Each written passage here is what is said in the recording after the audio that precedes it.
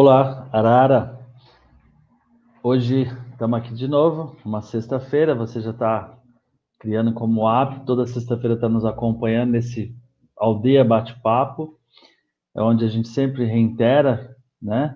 Que a ideia é realmente a gente conversar sobre a Umbanda, sobre religião, sobre a pessoa, e principalmente a vivência na religião, na Umbanda. Então a gente conversa ora com profissional liberal, ora com profissional autônomo, ora com executivo, ora com uma dona de casa, ora com um ator, que é o nosso caso hoje, e tirando de cada conversa um aprendizado, experiências, porque a ideia é a gente entender que nós somos gente como gente, e todos nós estamos no cotidiano, todos nós precisamos desse alimento para o espírito, todos nós precisamos alimentar o nosso espírito, né? E nessas conversas a gente se encontra, se depara e confirma a nossa fé, confirma a nossa devoção, a nossa caminhada nessa tão amada religião Umbanda que a gente gosta. Esse moço, eu digo moço porque ele tem um sorriso esplêndido, é um artista, é um ator de TV, de teatro, escritor, pintor, né? Com certeza tem várias histórias na religião que vai trazer muito conhecimento para todos nós. Jonathan Faria. Olá, Pai Elias. Olá, todo mundo. Fala, meu querido. Demorou, mas a gente conseguiu fazer esse bate-papo, né? Sim. Hoje a tecnologia nos aproxima, a gente está todo mundo isolado, todo mundo em casa, mas a tecnologia nos coloca presente. Que bom que você está aqui com a gente. Tá tudo bem? Tá em casa? Estou em casa, trabalhando home office, trabalhando muito mais do que antes, porque como você está em casa, a gente não dá limite, né? Então, tá trabalhando e vai. Quando veja, são 6 horas da manhã e ainda estou gravando coisas em casa. Legal. E é o que você falou desde o começo que começou essa questão de internet, eu sentia falta de ter você nas redes sociais, porque dentro da aldeia é muita coisa, é muito compromisso, é muita gente, a gente não consegue conversar, né? E é sempre bom ouvi-lo conversar com você. Mas fala para todo mundo quem é o Jonathan Faria. Bom, Jonathan Faria é um rapaz que nasceu lá em Taubaté, interior de São Paulo, terra da Hebe Camargo, Cid Moreira. Isso. E infelizmente também da grávida de Taubaté, né? E eu vim para São Paulo em 98 para poder estudar artes cênicas na USP. Fiz escola de arte dramática na USP. E aí, depois que eu terminei a USP, fiquei um tempo em São Paulo, mas aí eu voltava para Taubaté. Ia e voltava. A cada trabalho meu com teatro, eu ficava aqui em São Paulo, montava o apartamento, aí acabava o contrato, não tinha mais como ficar aqui e voltava para Taubaté. E aí isso foi um tempão, assim, até que um dia eu cansei, falei, não quero mais ser ator, briguei com o teatro, me profissionalizei professor de artes e fui dar aula no interior. Aí em 2010... A região ali, o Vale do Paraíba, é uma região muito desenvolvida, né? Mas para sobreviver de arte, não, né? Como eu sobrevivo aqui. E aí, em 2010, eu recebi uma ligação da TV Cultura me chamando para um teste. Passei nesse teste, que é o programa que eu faço hoje na TV Cultura, Quintal da Cultura. E desde então, estou morando aqui já faz, acho que 9 anos já. O programa tem 9 anos, então estou de 9 para 10 anos morando aqui. Que bom. A arte para você hoje é? A arte para mim hoje é a minha vida. Eu não consigo fazer nada sem arte. Tudo que eu faço, em todos os setores da minha vida... Pode até parecer cafona, mas é isso mesmo. Tudo que eu faço é arte. Se eu não estou cantando, eu estou atuando. Se eu não estou atuando, eu estou dublando. Se eu não estou dublando, eu estou fazendo locução. Quando eu entrei no teatro, eu era uma pessoa muito tímida e muito complexado. Tinha vergonha de tudo. E aí, quando eu pisei no palco a primeira vez, tudo isso sumiu no palco. E aí, isso me deu uma transformação. Então, sempre que eu posso, eu estou voltando para a arte. Mesmo que eu não estou... atuando, eu tento ir para o teatro, fazer alguma coisa, ou simplesmente assistir, porque só quem é ator sabe do que eu estou falando, é uma sensação muito boa. Sim, te ajudou a transformar e transpor o Jonathan de verdade, né? A essência, a criança, a criação, o teu potencial, que estava tudo interno, né? Quem estiver assistindo a gente que gosta de arte, enfim, a formação em teatro é muito importante não só para o artista, mas enquanto pessoa, né? A gente tem que estudar muita coisa, a gente tem que ler muita coisa, vivenciar muita coisa.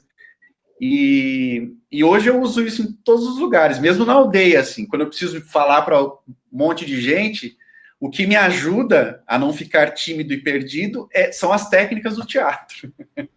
Tá certo. Para quem é aldeano, quem frequenta, já conhece o canal da aldeia, e quem conhece ali Sim, nosso habitat, nosso mundo, já conhece o Jonathan, é uma pessoa, é uma figura carinhosa, amorosa, sempre prestativo, é um médio, tem uma sensibilidade extremamente aguçada, está sempre ativo nos trabalhos, ajudando, inclusive na parte artística dos trabalhos. Mas quando que você chegou na Umbanda? Quando que a Umbanda apareceu na tua vida? na verdade eu nasci na Umbanda, fui batizado desde pequeno na Umbanda, desde bebê. Minha mãe, meu pai, eu cresci com isso, assim, para mim era muito natural. Eu cresci com imagens, eu Isso já cresci lá com em Taubaté. em Taubaté. Tá, Eu cresci com tudo isso, para mim para nossa família sempre foi muito tranquilo tudo isso. tá. Depois eu cresci, comecei a estudar, fiquei, né, eu sou muito curioso, gosto de estudar várias coisas e tive um período, eu fiquei 20 anos fora, longe da Umbanda, Tá. Que é porque natural, que é a busca também, é, né? Você cresceu, você já sim, trouxe aquilo na tua formação, na tua criação, e é natural que você, de repente, quer buscar alguma outra coisa, sair do teu sim. cotidiano, né? Eu comecei a estudar um monte de coisa, aí comecei a questionar um monte de coisa, e aí eu me afastei mesmo, fiquei 20 anos fora. Mas assim, sempre com respeito, com isso nunca deixei de ter. Mas eu sou muito curioso. Aí faz o quê? Faz 2 anos que eu estou na aldeia. 4 anos Sim, atrás eu decidi que eu queria estudar terapia corporal. Fui fazer formação em massoterapia. Só que nessa formação, quando eu me deparei na sala de aula, não era só aprender massagem.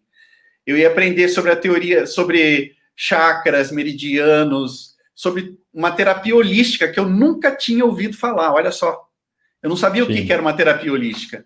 Aí, à medida que foi passando o curso, eu fui entendendo o que era chakra, fui entender o que era mantra. Eu tinha o maior preconceito. Ai, mantra, coisa chata, ficar repetindo palavra. E aí eu fui entender o porquê da repetição da palavra, que é justamente o que a gente faz com o Pai Nosso. A gente repete, né? sim. Porque é uma forma de vibração. Potencializar, né? De canalizar Exato. uma energia, uma vibração, né? Isso. E aí eu fui nesse curso aprendendo cientificamente até, porque você vai tendo o amparo teórico de tudo, fui entendendo que era vibração, que tudo vibra no mundo, e eu fui perdendo até o preconceito que eu próprio fui adquirindo com essa questão de Umbanda e outras religiões. E aí eu fui Me entender. fala, eu acho que é importante assim, não te cortando, mas é importante quando a gente fala esse preconceito, e todas as vezes que a gente fala em preconceito, a gente também tem que entender que ele vem da gente, né? Sim, Nós já criamos um preconceito. Porque assim como sim. você, muita gente cresceu na religião, quer seja na Umbanda, uma outra denominação, e muitas das vezes, às vezes, não se encontrou com aquilo. O que que era o preconceito? Que preconceito que você tinha? Em determinado momento, eu comecei a pensar o seguinte: aqui Umbanda, Candomblé, essas religiões afros, né, de origem afro, são muito para pessoas que não gostam de estudar. Olha isso, que pessoas que ficam buscando coisas fáceis, querem facilidade através dos espíritos, enfim, coisas tão bestas que hoje eu tenho consciência que assim, tanto que quando eu cheguei na aldeia a primeira vez que eu olhei aquelas pessoas todas, e dentro da aldeia a gente tem médico, a gente tem dentista, a gente tem psicólogo, professor, diarista, a gente tem de tudo. Então, isso, a primeiro dia que eu fui na aldeia, isso quebrou completamente. Era como se tivesse tirado um véu do meu rosto, assim. E eu falava, gente, onde é que eu estava com a cabeça? Mas assim, eu entendo que esses 20 anos fora foram 20 anos de amadurecimento. Eu precisava me embasar das coisas e entender na pele o que era para. Sim. E hoje eu me sinto muito acolhido, muito e não tenho dúvidas de nada, sabe? Dia após dia eu tenho as confirmações das coisas, da espiritualidade trabalhando junto com a gente, Tá. da ancestralidade. E tudo isso eu embasei nesses 2 anos de curso que eu fiz de terapeuta holístico. Foi muito E bacana. isso tem muito a ver, e assim, porque a Umbanda nasceu por uma necessidade de uma linguagem mais popular. Sim, uma Isso. linguagem que falava realmente com o simples, com o povo, né? Então, na sua origem, ela tem um caboclo, tem um preto velho que traz a mensagem, e era uma mensagem muito tranquila e aquele acolhimento, né, para aquela pessoa, qualquer um que chegasse no terreiro, como é até Sim. hoje, né? Isso tudo acho que se deve à própria evolução do próprio sacerdote, os dirigentes, a caminhada. Hoje a tecnologia nos permite mostrar quem nós somos, quem é a Umbanda, né? E vai dissipando um monte de véu que era colocado antes. Mas era uma Uhum. necessidade, então era uma linguagem que se ia e tinha-se esse rótulo, né? E hoje, graças à conscientização de várias coisas e vários trabalhos de muitos, a gente consegue abranger muito mais pessoas e abraçar todas as pessoas. Você falou uma Uhum. coisa importante, porque a Umbanda tem essa cultura da gente sentir, da gente buscar a espiritualidade através daquele contato, a prática, que é por ali que a gente aprende. Mas a importância de hoje a gente está estudando, a gente está se desenvolvendo, Sim. né? Sim, porque esse curso me ajudou nada é por acaso, né? Foi uma caminhada para eu chegar até aí. Me ajudou a estruturar o meu pensamento, assim, a embasar coisas que antes eu achava que era besteira.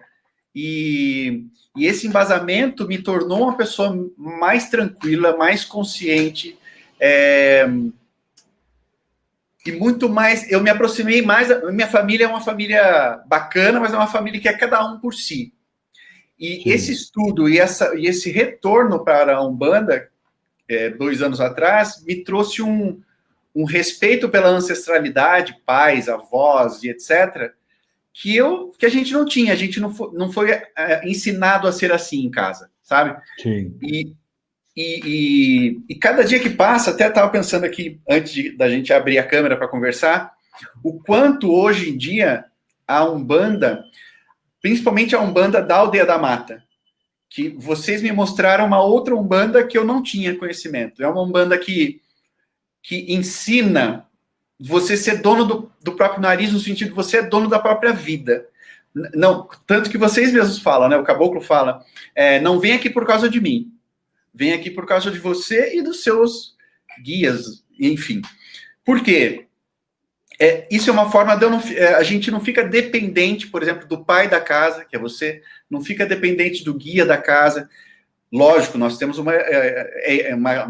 respeito, obviamente, pelo chefe, pelo sacerdote, mas a gente aprende a ter a Uma autonomia, autoconsciência, né? a autonomia de se autocuidar e de saber qual é a minha missão dentro da banda, auxiliando outra pessoa, seja dando uma aula, seja conversando, seja uma doação, ou seja lá o que for.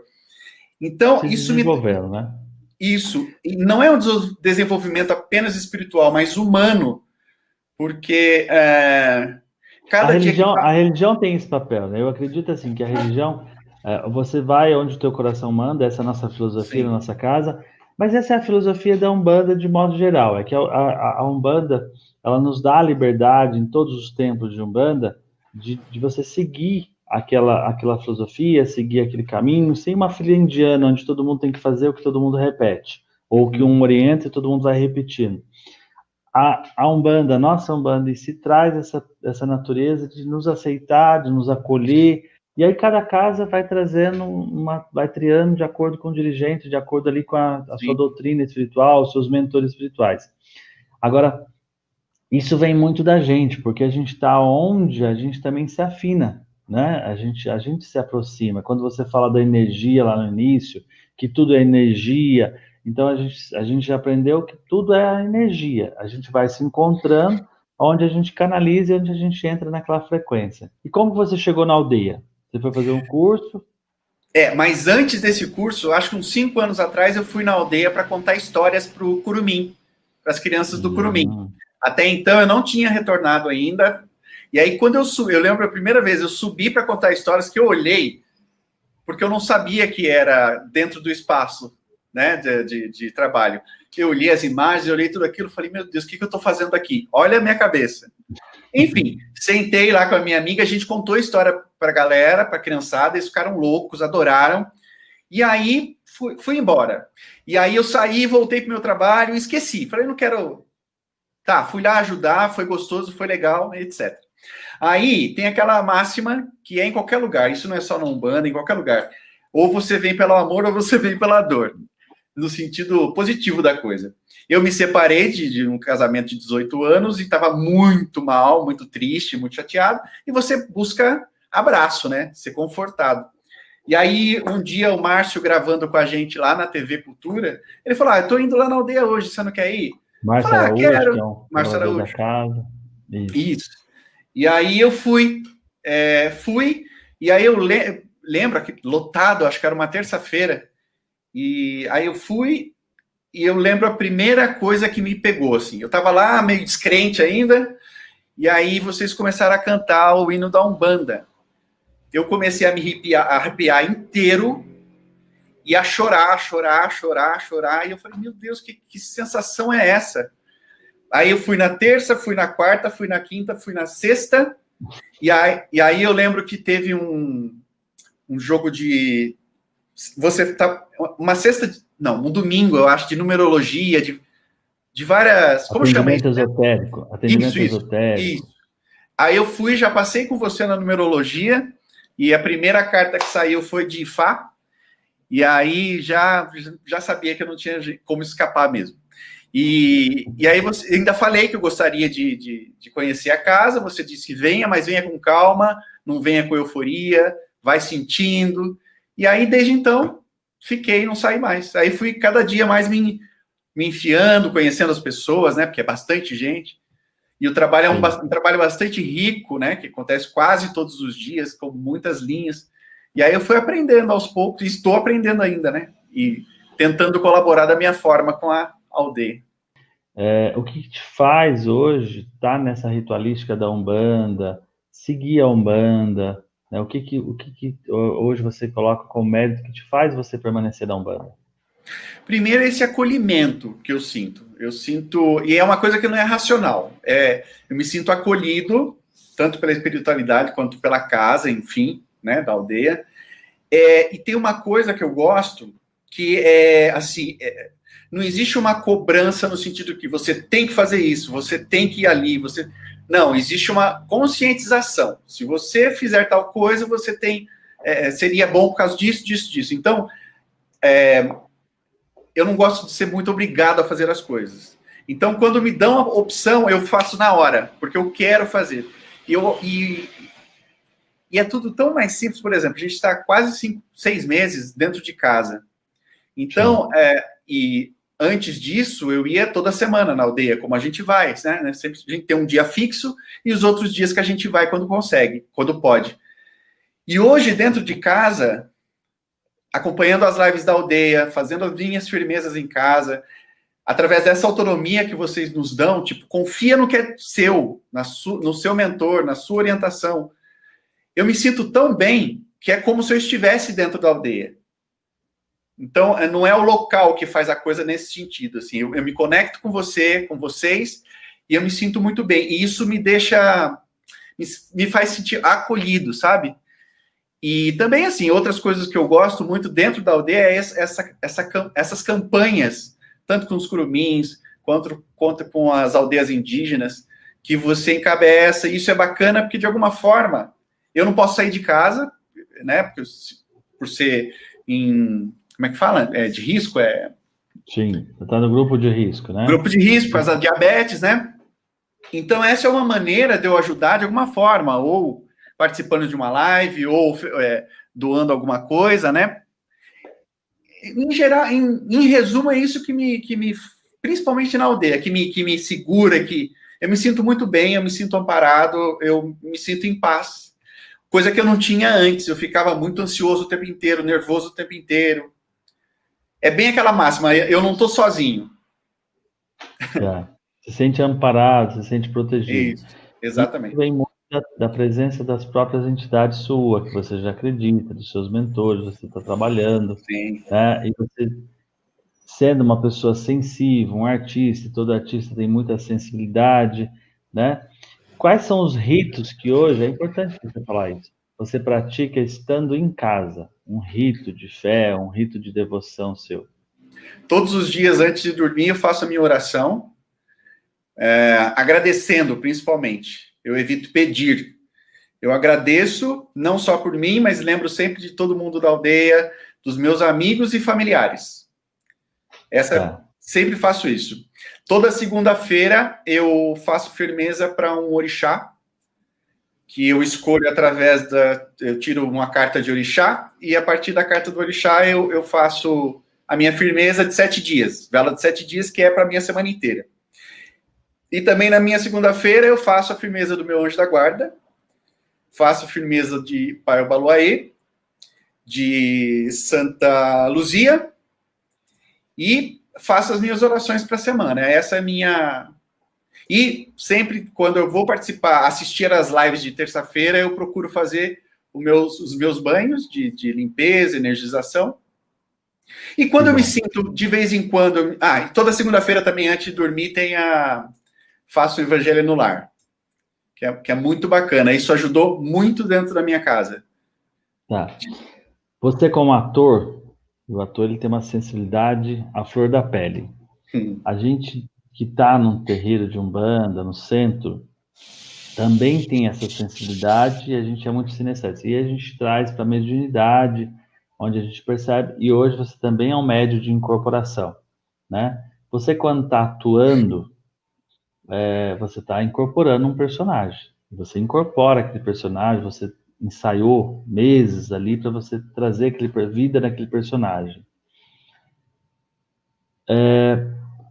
Para aqueles que não acreditam, né? Não acredita na incorporação, não acredita na manifestação do espírito, você é um excelente ator. Então você faria uma dublagem tremenda. O que te faz sentir e você ter essa consciência, poxa, isso é meu, isso não é de uma vibração, uma irradiada, uma energia que está aqui comigo, a entidade está se manifestando? Tem uma diferença que... Eu entendi a sua pergunta. Tem uma diferença que precisa esclarecer. Enquanto ator, né, que você falou, eu vou lá, ensaio um tempão para poder apresentar, ou mesmo na televisão. Por exemplo, eu vou fazer uma peça, eu tenho pelo menos um ensaio de 2 meses, ensaios diários, e eu construo o jeito que esse personagem fala, o jeito que ele anda, o jeito que ele senta, o jeito que ele reage, é construído, é pensado. Ou por mim mesmo, ou por um diretor que vai me dando a orientação. Olha, faz assim, faz assim, faz assim. Então, quando eu vou estrear o espetáculo, e eu fico, sei lá, quantos meses em cartaz? 6 meses. Tudo que eu faço com o personagem, ele se torna orgânico porque eu ensaiei bastante. Então, ele é construído. A incorporação não é construída. A incorporação, você não pensa o gesto, você não pensa a voz, você não pensa a atitude. Então, tem uma diferença muito grande. Né? É espontâneo. E quando você percebe, a sua mão está fazendo coisa que você fala, opa, mas por que a minha mão está fazendo isso? Quando você percebe, você está falando e, pera, mas por que esse timbre de voz? Por que está falando desse jeito? E assim, então são coisas distintas. A atuação é uma coisa muito consciente. Eu crio. A incorporação ou a imantação do guia, do orixá, não é. Quando você vê, você já está fazendo. E eu penso o seguinte, como eu sou ator e eu tenho um trabalho corporal, eu tenho um estudo corporal, eu faço dança, eu faço aulas, enfim, qualquer vibração tem muita facilidade para usar o meu corpo, a minha voz, os meus gestos, para fazer o que eles quiserem. Então, e aí, como a gente está sempre consciente, porque é uma coisa dupla, né, um aprendizado duplo, meu e da espiritualidade, eu permito que faça. Eu permito que se movimente, eu permito que fale, porque a gente precisa permitir também, né? Tem coisas que não, porque tá com medo, sim, né? Vem uma intuição, não deixa fazer porque, opa, tenho medo. E aos poucos, por isso chama desenvolvimento, você vai desenvolvendo uma autoconsciência, uma confiança nele, em quem está em volta. Mas o principal, eu acho que para as pessoas entenderem, é que a atuação é consciente, no sentido que eu crio o que eu estou fazendo. Na incorporação, não é. A gente não tem um controle, né? A gente já estuda isso na casa, a gente fala que, por mais que você tenha uma mediunidade consciente, você tem um pseudo-controle e uma imaginação que você está dando controle. Mas eu costumo dizer que o médium ele é uma marionete, né? Está sempre conduzido e ele se engana achando que ele tem o controle da situação. A palavra médium quer dizer isso, né? É aquele que media, que faz a ponte. E quanto mais a gente tem um trabalho de consciência corporal, vocal, que o ator em si tem, eles conseguem se utilizar Ajuda. disso. Isso, eles conseguem se utilizar disso de uma forma muito... E é muito gostoso de entender isso, na prática. E dentro da espiritualidade, a gente tem que ter o pé no chão, a gente tem que ter a razão das coisas, a lógica, mas você tem que se dissipar de todos os seus preconceitos, seus dogmas pré-estabelecidos, né? E se abrir, Sim. se permitir, como a gente fala na casa, ser abraçado espiritualmente. Nesses nossos bate-papo, que acontece aí toda sexta-feira, sempre as pessoas trazem uma curiosidade, alguma coisa engraçada. A Nilma tomou um banho de sal grosso depois de ter feito uma depilação. Tem da Isabel, que ela conta onde acabou a energia na casa dela e não tinha vela. Ela era a única do prédio que tinha vela e era vela vermelha e preta. E algumas pessoas de outra denominação religiosa acabou tendo que acender porque senão ficava no escuro. Você tem alguma história que você lembra, alguma passagem? Tem uma situação dentro da própria aldeia, numa festa de Cosme e Damião, o ano passado isso, que estava lotado de gente, né? Todo mundo lá. Damião é Cosme. As crianças lá, e no final de tudo, veio uma criança falar que assim, estava todo mundo trabalhando, inclusive eu. Aí no final de tudo, todos já tinham ido embora, a criança veio falar comigo, porque ela veio falar comigo enquanto herê, porque ela sabia quem eu era. Depois que tudo acabou, ela perguntou assim: você é aquele menino do Quintal da Cultura, né? Então, ela falando com a entidade. Mas para ela estava falando com a figura que ela conhece, entendeu? Então, são situações engraçadas, porque assim, não é outra energia, é outra vibração, é outro jeito de lidar. E por isso que eu falo, não é uma coisa pensada. Porque se fosse uma coisa pensada, nesse momento eu ia cascar, ia dar risada, eu ia... Entendeu? E não, assim, não tem o que fazer. Né? Uma criança falando com outra criança. Tem a sensibilidade da criança, né? Exato. E eu achei o máximo, assim, achei divertido. Mas essa foi uma das coisas, tipo, falando comigo... Isso é eu não sei se é ruim, mas isso é uma coisa que às vezes me incomoda um pouco, o fato de ser conhecido do público, das pessoas virem falar enquanto no terreiro, como se estivesse falando com o artista, e não estão, né? Ali eu sou...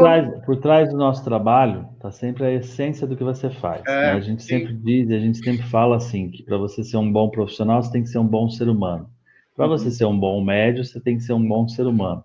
E o mentor da nossa casa sempre diz, o importante em cada trabalho, em cada ritual, é a intenção do trabalho. Então, mais importante que tudo isso, está a sua boa vontade, a sua predisposição, o teu desejo ali de servir, de ajudar, e vale é o que está no teu coração, né? Para a gente ir encerrando, que nosso tempo é sempre... Você falou uma coisa que eu acho fundamental e você tem aprendido bastante, essa coisa do respeito com a família, a valorização dos seus, né? Deixa a tua mensagem para todos os nossos amigos umbandistas, simpatizantes, aqueles que gostam, que respeitam. Se você tivesse oportunidade de mandar uma mensagem para aqueles que não conhecem a religião, o que teu coração falaria nesse momento? Falaria que eu vou falar aquilo que eu senti. Se você busca um amparo, se você busca ser ouvido, se você busca um espaço de autoconhecimento, a aldeia é um excelente espaço. É um espaço holístico, tanto que a primeira vez que eu fui lá, tem outra coisa que me marcou foi ter visto a quantidade de obras de arte na parede. Isso me chamou muita atenção. E me fez me sentir mais em casa ainda, porque como eu sou artista plástico também, quando eu olhei tudo aquilo, eu falei, gente, tem obra de arte para tudo que é lado. Isso foi me trazendo uma sensação muito boa. E antes de ficar com esses preconceitos, né, que as pessoas falam muito, porque é macumba no mau sentido, né, as pessoas não sabem que macumba, na verdade, é um instrumento, porque é só para fazer coisas erradas, coisas ruins para os outros, não pense nisso. Pensa... no seu bem-estar, pensa no seu amparo, acredite, na verdade acredite naquilo que você quiser, desde que seja para o seu bem e para o bem do outro. Você antes, eu preciso te agradecer da imagem que você pintou na nossa homenagem de Xangô, de Ogum. Tem um quadro muito bonito que o Jonathan pintou na festa de Ogum, e alguns até mesmo que conhecem a gente, que conhece o quadro, não sabe quem é o artista, vai ter a oportunidade de conhecer, e a gente vai estar colocando. E você fala, na tua fala, assim, com essa verdade, né? E você é uma figura pública, né? O que você mais aprendeu hoje, seguindo hoje a Umbanda?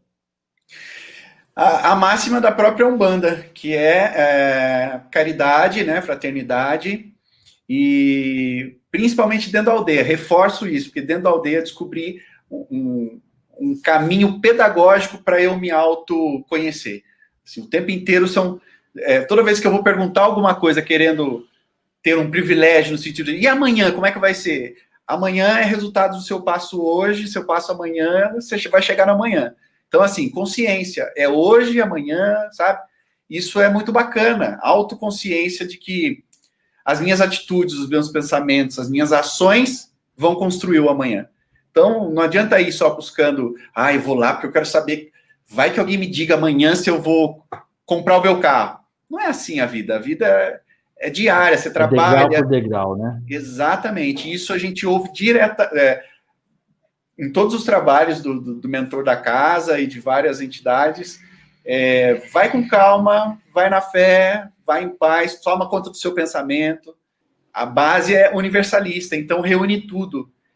E isso me deixa muito, repito, me deixa muito confortado. Assim, se eu quiser ir numa segunda-feira no trabalho do Luz e Sabedoria, eu vou. Se eu quiser ir na terça-feira do Caboclo, eu vou. Existe uma liberdade que é muito boa. Muito obrigado, meu querido. Que Oxalá continue te abençoando. Oxumaré continue prosperando aí no teu caminho, te dando cada vez mais luz, cada vez mais sabedoria. Assim seja. Certamente eu aprendi bastante com você, e todos aqueles que nos assistirem também vão aprender. E agradeço você ter tirado um espaçozinho aí na sua agenda para estar com a gente. E você é um grande colaborador. Assista, acompanha, porque o Jonathan vai trazer algumas surpresas aqui no canal. Vem aí uma série com ele. Ele às vezes posta algumas coisas, então continua acompanhando aí no canal. Se inscreva se você ainda não está inscrito no canal. Adiciona aí no sininho para você receber as notícias. Em breve vem notícias boas aí com o Jonathan, ele está sempre presente com a gente. Um grande abraço, meu querido. Eu que agradeço. Arara. Arara. É isso, trazendo sempre um aprendizado, e é sempre muito bom a gente ouvir, para a gente aprender. Feliz é aquele que sabe observar, sabe ouvir, para aprender com os demais.